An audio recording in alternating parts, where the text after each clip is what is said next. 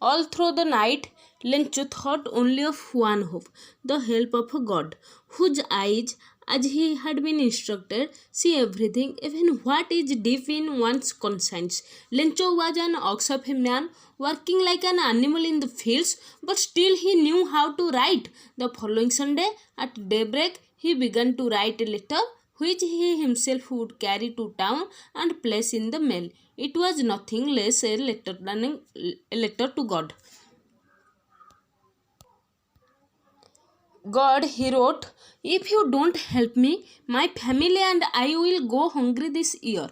I need 100 pesos in order to sow my field again and to live until the crop comes, because the hailstorm. He wrote to God on the envelope, put the letter inside, and still troubled, went to town. At the post office, he placed a stamp on the letter and dropped it into the mailbox. One of the employees, who was a postman and also helped at the post office, went to his boss laughing heartily and showed him the letter to God. Never in his career as a postman had he known that address. The postmaster, a fat, amiable fellow, also broke out laughing, but almost immediately he turned serious, and tapping the letter on his desk commented, "What faith! I wish I had the faith of the man who wrote this letter, starting up a correspondence with God."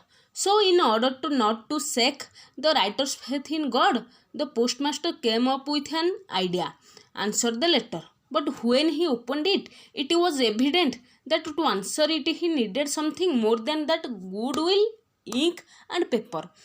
But he stuck to his resolution. He asked for money from his employees. He himself gave part of his salary. Several friends of his were obliged to give something for an act of charity.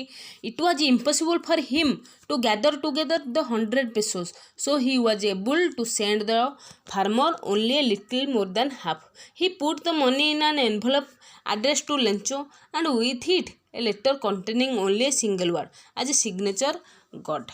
The following Sunday, Lencho came a bit earlier than usual to ask if there was a letter for him. It was the postman himself who handed the letter to him, while the postmaster, experiencing the contentment of a man who has performed a good deed, looked on from his office.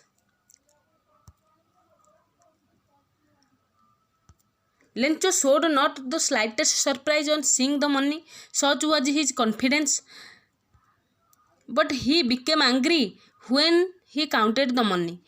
God could not have made a mistake, nor could have denied Lencho what he had requested. Immediately, Lencho went up to the window to ask for paper and ink. On the public writing table, he started to write, with much wrinkling of his brow, caused by the effort he had to make to express his ideas.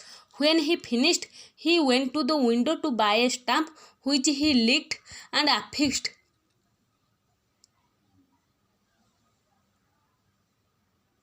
to the envelope with a blow of his fist. The moment the letter fell into the mailbox, the postmaster went to open it. It said, "God, of the money that I asked for, only 70 pesos reached me. Send me the rest, since I need it very much. But don't send it me through the mail, because the post office employees are a bunch of crooks." Lencho.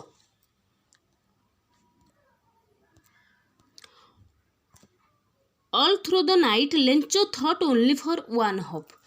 ରାତି ସାରା ଲେଞ୍ଚ କେବଳ ଗୋଟିଏ କଥା ଭାବିଲା, ଗୋଟିଏ ଆଶା ତା ମନ ଭିତରେ ଜାଗି ଉଠିଲା, ଦ ହେଲ୍ପ ଅଫ୍ ଗଡ୍, ଭଗବାନଙ୍କର ସାହାଯ୍ୟ। ହୁଜ୍ ଆଇଜ୍ ଆଜ୍ ହି ବିନ୍ ଇନଷ୍ଟ୍ରକ୍ଟେଡ୍, ଯାହାଙ୍କର ଆଖି ଯେପରି ସେ ଆଗରୁ ନିର୍ଦ୍ଦେଶ ହୋଇଛି, ତାକୁ ନିର୍ଦ୍ଦେଶ ଦିଆଯାଇଛି ଯେ ଯେପରି ଆଗରୁ ତାକୁ କୁହାଯାଇଛି, ସି ଏଭ୍ରିଥିଙ୍ଗ, ଯାହାଙ୍କର ଆଖି ତାକୁ ଯେପରି କୁହାଯାଇଛି ସବୁ ଦେଖୁଛନ୍ତି।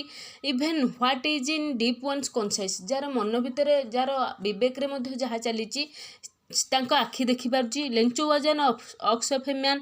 ଲେଞ୍ଚୋ ହେଉଛି ଗୋଟେ ମଣିଷମାନଙ୍କ ଭିତରେ ଗୋଟେ ବଳଦ। Working like an animal in the fields. ଜମିରେ ବଳଦ ଭଳି ଗୋଟେ ପଶୁ ଭଳି ଖଟେ। But still he knew how to write. କିନ୍ତୁ ତଥାପି ସେ ଜାଣିଛି କେମିତି ଲେଖାଯାଏ ବା ସେ କିଛି ଲେଖାପଢ଼ା ମଧ୍ୟ ଜାଣିଛି। The following Sunday at daybreak. ତା ପରଦିନ ତା ପର ରବିବାର ଆଟ୍ ଡେ ବ୍ରେକ୍ ମଧ୍ୟାହ୍ନ ଭୋଜନ ସମୟରେ he began to write a letter which he himself would carry to town. He began to write a letter. ସେ ଆରମ୍ଭ କଲା ଗୋଟେ ଚିଠି ଲେଖିବାକୁ। Which he himself would carry to town and place in the mail. ଯାହାକୁ ସେ ନେଇକି ଯିବ ଟାଉନକୁ ଏବଂ ପୋଷ୍ଟ ବକ୍ସରେ ପକେଇବ। It was nothing less than a letter to God. ଏହା ଆଉ କିଛି ନଥିଲା, ଏହା ଭଗବାନଙ୍କୁ ଚିଠି ବ୍ୟତୀତ ଆଉ କିଛି ନଥିଲା। ଗଡ୍ ହି ରୋଟ୍। ଭଗବାନ ସେ ଲେଖିଲା। ଇଫ୍ ୟୁ ଡୋଣ୍ଟ ହେଲ୍ପ ମି, ତମେ ଯଦି ମୋତେ ସାହାଯ୍ୟ ନ କର, ଆପଣ ମୋତେ ଯଦି ସାହାଯ୍ୟ ନ କରନ୍ତି, my family and I will go hungry this year. ମୋ ପରିବାର ଏବଂ ମୁଁ ଏହି ବର୍ଷ ଭୋକିଲା ରହିଯିବୁ। I need a 100 pesos in order to sow my field again and to live until the crop comes. I need 100 pesos। ମୁଁ 100ଟି ଲାଟିନ୍ ଆମେରିକା ପେସୋସ୍ କ'ଣ ହେଉଛି, ଲାଟିନ୍ ଆମେରିକା ଦେଶର ପଇସାକୁ ପେସୋ କୁହାଯାଏ। In order to sow my field again. ମୁଁ 100ଟି ଟଙ୍କା 100ଟି ମୁଦ୍ରା ମାନେ ଆଶା କରୁଛି। To sow my field again. ମୁଁ ମୋର ଜମିକୁ ପୁଣି ଥରେ ବୁଣିବି ଏବଂ to live until the crop comes. ଯେପର୍ଯ୍ୟନ୍ତ ଶସ୍ୟ ପୁଣି ଥରେ ଫସଲ ଭଲ ଭାବରେ ଆସିନାହିଁ ସେ ପର୍ଯ୍ୟନ୍ତ ମୋ ପରିବାରକୁ ପ୍ରତିପୋଷଣ କରିବି। Because the hailstorm. କାରଣ ହେଉଛି ଏଇ ଝଡ଼ ଯୋଗୁଁ ଯେଉଁତକ ହେଲା ତାର ଯୋଗୁଁ ମୋତେ 100 peso ଦରକାର। ତାପରେ he wrote to God in the envelope. He wrote to God on the envelope. ସେ ଏନଭଲପ୍ ଉପରେ ଟୁ ଗଡ୍ ଲେଖିଲା। Put the letter inside. ସେ ଲେଟର୍ଟିକୁ ପୁଟ୍ ଦ ଲେଟର୍ ଇନସାଇଡ୍।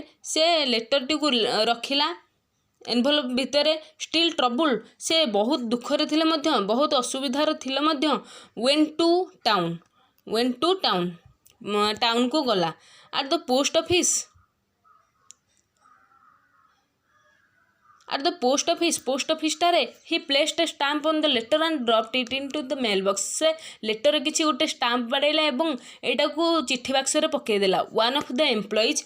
ଗୋଟେ ପୋଷ୍ଟ ବକ୍ସରେ ପୋଷ୍ଟ ଅଫିସରେ ଥିବା ଏମ୍ପ୍ଲୟିଜ୍ମାନଙ୍କ ମଧ୍ୟରୁ ଜଣେ ହୁ ୱାଜ୍ ଏ ପୋଷ୍ଟମ୍ୟାନ୍, ଯିଏକି ଜଣେ ଡାକବାଲା ଥିଲେ ଏବଂ also help at the post office, ଯିଏକି ପୋଷ୍ଟ ଅଫିସରେ ମଧ୍ୟ କାର୍ଯ୍ୟ କରୁଥିଲେ। ୱେଣ୍ଟ ଟୁ ହିଜ୍ ବସ୍ ଲାଫିଂ ହାର୍ଟିଲି। ସେ ତାଙ୍କ ବସ୍ଙ୍କ ପାଖକୁ ପୁରା ଖୁସିରେ ହସି ହସି ଗଲେ। And showed him the letter to God. ଏବଂ ଚିଠିଟିକୁ ଦେଖିଲେ ଆଡ୍ରେସ୍ ଲେଖା ହେଇଥିଲା letter to God.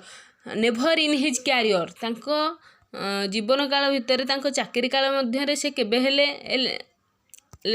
Never in his career, ତାଙ୍କ ଚାକିରି କାଳ ମଧ୍ୟରେ ସେ କେବେ ହେଲେ ଦେଖିନଥିଲେ।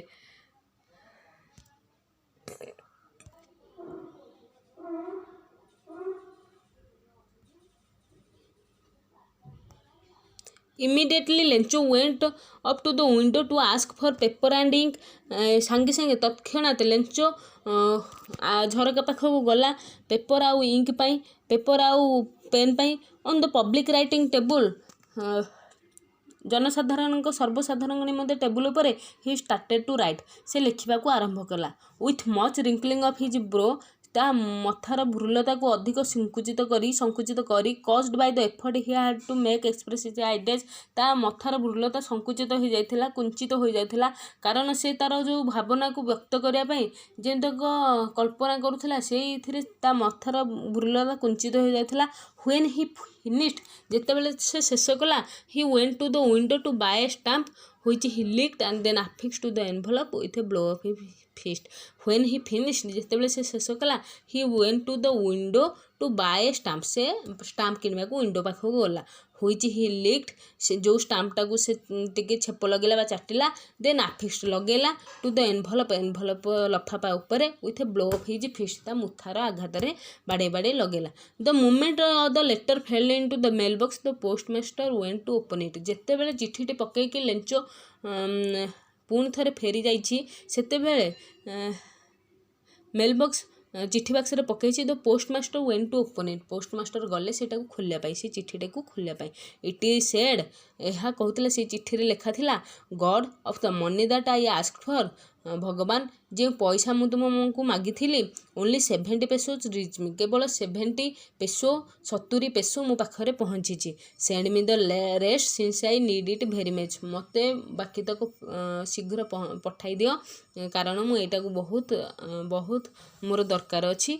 But don't send it me through the mail, मत मेल द्वारा यहाँ को पठाओ ना because the post office employees are a bunch of crooks लिंचो, कारण पोस्ट ऑफिस रो जो कर्मचारी माने अच्छे से माने ठक दल, तेणु तुम्हें मो पाखक चिठीटी को बा जो तक पैसा से मेल द्वारा मत पठाओ ना